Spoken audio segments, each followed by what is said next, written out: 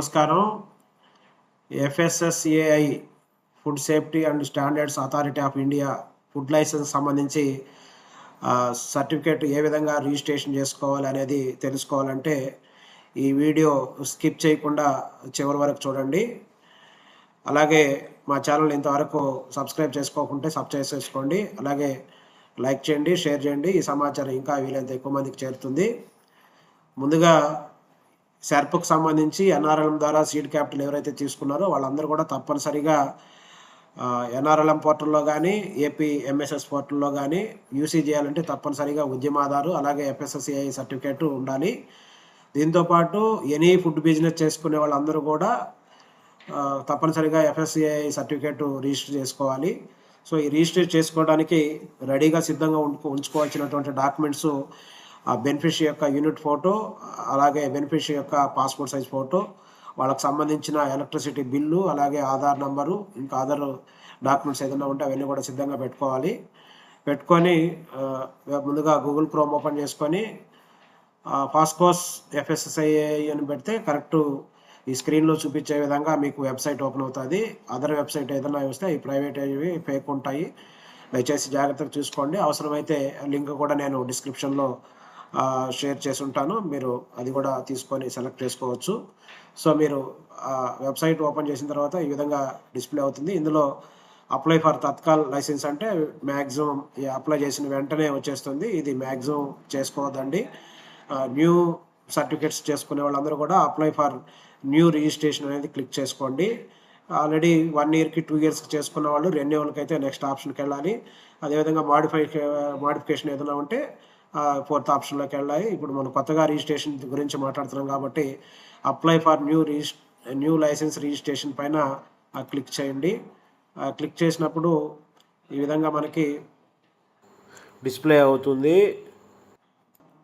ఇందులో Tatkal license registration, general, railway station, airport, seaport వస్తుంది. General పైన క్లిక్ చేయండి.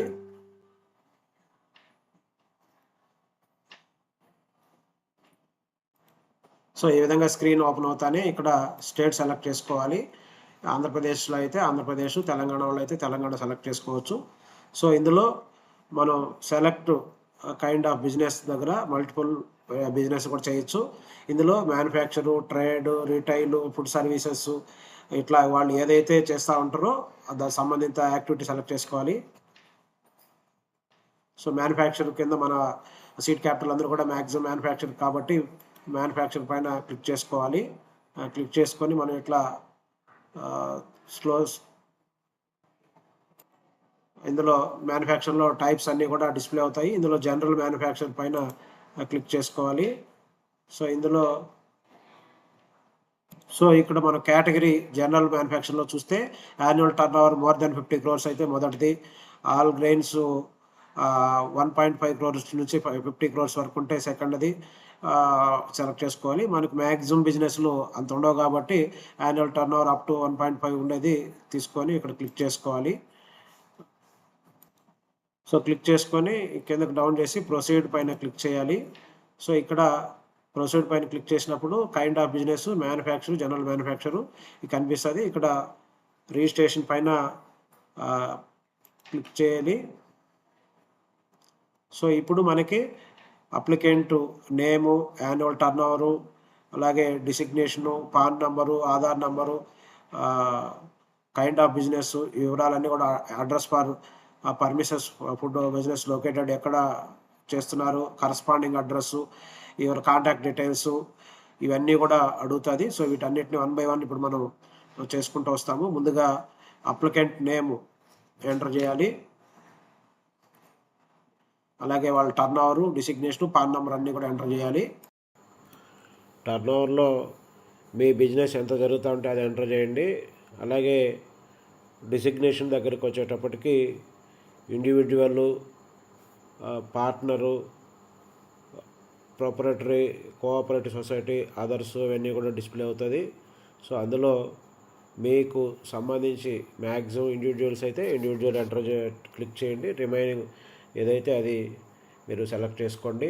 తర్వాత పాన్ ద్వారా కానీ ఆధార్ ద్వారా కానీ ఈ ఎఫ్ఎస్ఎస్ఏఐ సర్టిఫికేట్ రిజిస్టర్ చేసుకోవచ్చు. పాన్ ద్వారా అయితే కొంచెం ఎక్కువ ప్రాసెస్ వస్తుంది కాబట్టి పాన్ దగ్గర I do not process pan అనేది క్లిక్ చేయండి. అప్పుడు మనకి ఆధార్ ద్వారా ఎంటర్ చేసుకునే ప్రయోజనం వస్తుంది. ఇక్కడ మీ ఆధార్ నంబరు ఎంటర్ చేయండి. ఎంటర్ చేసిన తర్వాత kind of business manufacturing starting select చేసాం కాబట్టి యాజ్ ఇట్ ఈస్గా డిస్ప్లే అవుతుంది.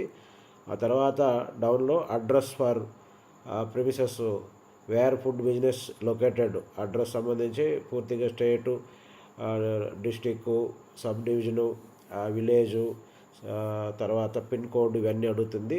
సో అవన్నీ కూడా నమోదు చేయండి. నమోదు చేసిన తర్వాత ఒకవేళ కరస్పాండింగ్ అడ్రస్, ఒకవేళ షాప్ ఒక దగ్గర బిజినెస్ ఇంకొక దగ్గర ఉంటే కరస్పాండింగ్ అడ్రస్ చేయొచ్చు. లేకుంటే సేమ్ ఒకటే అయితే ఈ రెండు సేమ్ అని ఎంటర్ చేస్తే అది కూడా ఆటోమేటిక్ డిస్ప్లే అవుతుంది. తర్వాత వాళ్ళ contact details, telephone number, mobile number. So ఇందులో ఏదైతే స్టార్ మార్క్స్ ఉన్నాయో అవి మ్యాండేటరీ. సో ఇక్కడ మొబైల్ నెంబరు కంపల్సరీ ఎంటర్ చేయండి. అలాగే వాళ్ళకి మెయిల్ ఐడి కూడా ఎంటర్ చేస్తే మనకు ఏదైనా రిమార్క్స్ ఉంటే కూడా మెయిల్కి ఫార్వర్డ్ చేయడం జరుగుతుంది. దాంతోపాటు ఎన్ని సంవత్సరాలకి ఇప్పుడు వీళ్ళు అప్లై చేసుకున్నారు అనేది 1 year 2 years ఇట్లా చేసుకోవచ్చు. నేనైతే ఇక్కడ 2 years పెట్టాను.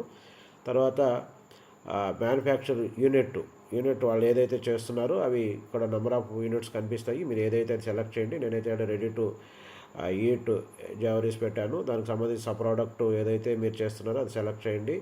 సో దానికి సంబంధించి యాడ్ ఎడిట్ ప్రోడక్ట్ అడుగుతుంది. సో అక్కడ క్లిక్ చేసి డిస్ప్లే అయ్యే మీ ప్రోడక్ట్స్ని చూసుకొని ఆ బాక్స్ పైన క్లిక్ చేసి సబ్మిట్ చేయండి. తర్వాత మనకి సబ్మిట్ చేసిన తర్వాత కైండ్ ఆఫ్ బిజినెస్ అడుగుతుంది. అది మ్యానుఫ్యాక్చరింగ్ కాబట్టి మ్యానుఫ్యాక్చరింగ్ మీరు ఏదైతే చేస్తున్నారో అది చేయండి. తర్వాత ఇంకా ఏదైనా అదర్ ప్రోడక్ట్స్ ఉంటే ఇంకా కూడా ఇక్కడ కింద మీరు నెంబర్ ఆఫ్ ప్రోడక్ట్స్ ఎన్ని చేస్తున్నారు అన్నీ కూడా యాడ్ చేసుకోవచ్చు. నేను వీళ్ళు ఒకటే చేస్తున్నాను కాబట్టి ఒకటే ఎంటర్ చేశాను. సో దానికి సంబంధించిన డీటెయిల్స్ అన్నీ కూడా డిస్ప్లే అయిపోయినాయి. తర్వాత ఫుడ్ సేఫ్టీ మిత్ర ఎవరైనా ఉంటే ఎంటర్ చేయొచ్చు, అది మ్యాండేటరీ కాదు. తర్వాత other details in case of business intended date of start అన్నప్పుడు మనం ఈరోజు సర్టిఫికేట్ అప్లై చేస్తున్నాము, 2 yearsకి చేస్తున్నాం కాబట్టి ఈరోజు డేట్ తీసుకుంటే మనకు ఈరోజు నుంచి వాళ్ళు రేపు మనకు సర్టిఫికేట్ ఇష్యూ చేసిన తర్వాత 2 years, మీరు 1 year పెట్టుకుంటే 1 year, 2 years పెట్టుకుంటే 2 years ఉంటుంది. సో నేనైతే ఈరోజు డేట్ సెలెక్ట్ చేస్తున్నాను. సో ఈ రోజు నుండి వాళ్ళు అప్లై ఎలిజిబిలిటీలోకి వస్తారు. అలాగే source of water supply public పెట్టండి, మ్యాక్సిమం ఉంటాయి కాబట్టి. ఇన్ కేస్ ప్రైవేట్ పెడితే దానికి సంబంధించి వాటర్ పొల్యూషన్ సర్టిఫికేట్ కూడా మనం క్వాలిటీకి సంబంధించిన సర్టిఫికేట్ కూడా సబ్మిట్ చేయాలి. Weather any electrical power is used in manufacturing unit అయితే ఎస్ పెట్టండి. ఎస్ పెట్టినప్పుడు ఎన్ని కిలోవాట్స్ అడుగుతున్నారు, మీరు పెద్ద కంపెనీలు అయితే కూడా దాన్ని తగ్గట్టుగా ఎంపిక చేసుకోవచ్చు. మనం తక్కువ అయితే 1 kilowatt. తర్వాత డిక్లేర్డ్ పైన క్లిక్ చేసి సేవ్ అండ్ నెక్స్ట్ కొట్టినట్లయితే నెక్స్ట్ ప్రాసెస్కి గూగుల్ మ్యాప్లో వాళ్ళ అడ్రస్ మనం ఏదైతే సేవ్ చేసామో ఆ ప్రకారం చూపిస్తుంది. అది సేవ్ చేసేసి కింద ఓకే చేసామంటే ఆటోమేటిక్గా వాళ్ళ అడ్రస్ గూగుల్ మ్యాప్లో సేవ్ అయిపోతుంది. తర్వాత వాళ్ళ రిజిస్టర్డ్ ఆధార్ రిజిస్టర్డ్ మొబైల్ నెంబర్కి వెరిఫికేషన్ కోడ్ వెళ్తుంది. ఆ కోడ్ ఇక్కడ ఎంటర్ చేసి వెరిఫికేషన్ కోడ్ దగ్గర సబ్మిట్ చేయాలి.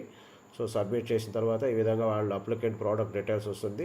కింద ప్రొసీడ్ పైన క్లిక్ చేసినట్లయితే మనకు నెక్స్ట్ ప్రొసీడ్లో ఇక్కడ వాళ్ళ ప్రైమరీ కాంటాక్ట్ డీటెయిల్స్, అలాగే సెకండరీ కాంటాక్ట్ డీటెయిల్స్, తర్వాత లాగిన్ క్రెడెన్షియల్స్ ఇవన్నీ కూడా డిస్ప్లే అవుతాయి. ఈమెయిల్ ఐడి పెట్టుకున్నట్టయితే మీకు ఏదైనా ఈ సర్టిఫికేట్లో ఇష్యూ మీరు ఎంటర్ చేసిన వాటిలో లోపాలు ఏదైనా కూడా మీకు మెయిల్ వస్తుంది, దాని ప్రకారం రెక్టిఫై చేసుకోవచ్చు. అలాగే మొబైల్ నెంబరు కంపల్సరీగా ఎంటర్ చేయాలి ప్రైమరీ కాంటాక్ట్స్లో.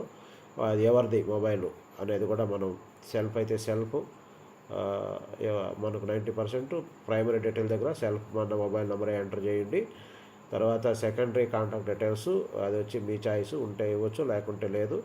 తర్వాత కింద మెయిన్గా లాగిన్ ఐడి ఆల్రెడీ డిస్ప్లే కావడం జరుగుతుంది. పాస్వర్డ్ ఒక న్యూమరిక్, ఒక ఆల్ఫాబెటిక్, తర్వాత స్పెషల్ క్యారెక్టర్స్ అన్నీ ఉండేటట్టు మినిమం 6 characters ఉండేటట్టుగా పాస్వర్డ్, కన్ఫర్మ్ పాస్వర్డ్ ఎంటర్ చేసి తర్వాత క్యాప్చ్ కోడ్ ఏదైతే అక్కడ డిస్ప్లే అవుతుందో ఆ క్యాప్చ్ కోడ్ ఎంటర్ చేయండి. క్యాప్చ్ కోడ్ ఎంటర్ చేసిన తర్వాత మనకు కింద సబ్మిట్ పైన క్లిక్ చేసినట్లయితే మనకి ఈ విధంగా వాళ్ళు ఏదైతే మొబైల్ ఎంటర్ చేశారో ఆ మొబైల్కి వెరిఫికేషన్ కోడ్ వస్తుంది. ఆ వెరిఫికేషన్ కోడ్ ఎంటర్ చేసి సబ్మిట్ చేయాలి. సో సబ్మిట్ చేసినప్పుడు ఈ విధంగా మనకు ఆల్రెడీ వాళ్ళ యూజర్ ఐడి వచ్చేస్తుంది. దీనికి సంబంధించి పాస్వర్డ్ అంతా జాగ్రత్తగా సేవ్ చేసి పెట్టుకొని సబ్మిట్ ఓకే కొడితే మనకు నెక్స్ట్ సేవ్ అయిపోతుంది. సో నెక్స్ట్ వాళ్ళ సర్టిఫికేట్ వచ్చేదాకా ఈ యూజర్ నేమ్ పాస్వర్డ్తో వాళ్ళు చెక్ చేసుకోవచ్చు లాగిన్లో. సో తర్వాత అప్లోడ్ డాక్యుమెంట్స్ అండ్ పేమెంట్స్ అడుగుతుంది. ఫస్ట్ ఫోటో, బెనిఫిషరీ యొక్క passport size photo already desktop మీద ముందే పెట్టుకొని ఆ ఫోటో అప్లోడ్ చేయాలి. అప్లోడ్ చేసి సెలెక్ట్ చేసుకొని అప్లోడ్ చేయాలి.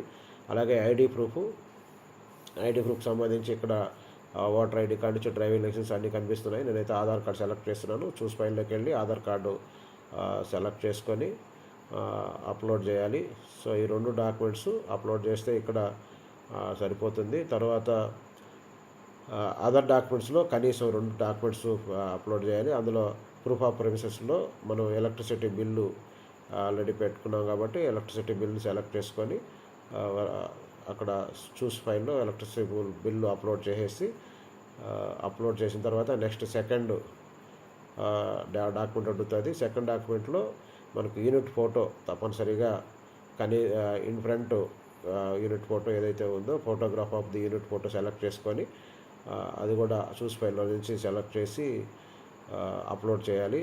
అప్లోడ్ చేసిన తర్వాత మనకు డిక్లరేషన్ అడుగుతుంది. డిక్లరేషన్ పైన క్లిక్ చేసుకొని టిక్ చేసి తర్వాత డౌన్ చేస్తే చివరిలో మనకి నెక్స్ట్ వాళ్ళకి సంబంధించిన పేమెంట్ అంతా కూడా వస్తుంది. ప్రివ్యూ ఆఫ్ అప్లికేషన్ ఏదైనా ఉంటే చెక్ చేసుకోవచ్చు. చెక్ చేసుకొని ఆన్లైన్ పేమెంట్ గోత్రూ పైన క్లిక్ చేసుకోవచ్చు. లేదా ట్రెజరీ బై చలానా కూడా కట్టవచ్చు. ఆన్లైన్ పేమెంట్ కొట్టినప్పుడు వాళ్ళకి ఏదైనా జిఎస్టీ నెంబర్ ఉంటే యాడ్ చేయాలి. లేకుంటే పేమెంట్ పైన పే పైన క్లిక్ చేసినట్లయితే ఆటోమేటిక్గా వాళ్ళ మొబైల్ నెంబర్ డిస్ప్లే అవుతుంది. అవి కరెక్ట్గా ఉందో చూసుకొని ప్రొసీడ్ కొట్టినప్పుడు అయితే దానికి వెరిఫికేషన్ కోడ్ వస్తుంది. వెరిఫికేషన్ కోడ్ అక్కడ నమోదు చేస్తే వెంటనే షో క్యూఆర్ కోడ్ డిస్ప్లే అవుతుంది. వాళ్ళ ఫోన్లో ఎవరైతే మనం రిజిస్టర్ చేసుకుంటున్నామో వాళ్ళ దగ్గర నుంచి స్కానర్ ఓపెన్ చేసుకొని క్యూఆర్ కోడ్ పైన పేమెంట్ చేసేస్తేనే ఆటోమేటిక్గా రిసిప్ట్ ఈ విధంగా జనరేట్ అయిపోతుంది. సో ఈ రిసిప్ట్ని భద్రంగా పెట్టుకొని ఆల్రెడీ మీకు ఏదైతే యూజర్ నేమ్ పాస్వర్డ్ ఉందో దాంతో మీరు ఆన్లైన్లో చెక్ చేసుకుంటా ఉంటే మ్యాక్సిమం 1 వీక్ నుంచి 15 డేస్ లోపల FSSAI సర్టిఫికేట్ అనేది ఫుడ్ లైసెన్స్ వాళ్ళు డిస్ట్రిక్ట్ లెవెల్ టీము వెరిఫై చేసుకొని మీ ఫుడ్ మీరు ఏదైతే ఎంటర్ చేశారో అదంతా కూడా హైజీనిక్గా ఉందా లేదా చెక్ చేసుకొని అంతా కూడా కరెక్ట్గా ఉంటే సర్టిఫికేట్ ఇష్యూ చేయడం జరుగుతుంది. సో ఈ సర్టిఫికేట్ని మనం ఏదైతే 2 ఇయర్స్ చెప్పామో 2 ఇయర్స్ 1 ఇయర్ చేసుకుంటే 1 ఇయర్కి 2 ఇయర్స్ చేసుకుంటే 2 ఇయర్స్కి మళ్ళీ తప్పనిసరిగా రెన్యూవల్ చేసుకోవాలి. లేకుంటే food safety and standards of authority of India వాళ్ళు ఎనీ టైం వాళ్ళు ఇన్స్పెక్షన్ చేసినప్పుడు యాక్షన్ తీసుకునే అవకాశం ఉంది. సో దీన్ని అందరూ కూడా ఉపయోగించుకుంటారని తెలియజేసుకుంటూ థ్యాంక్ యూ.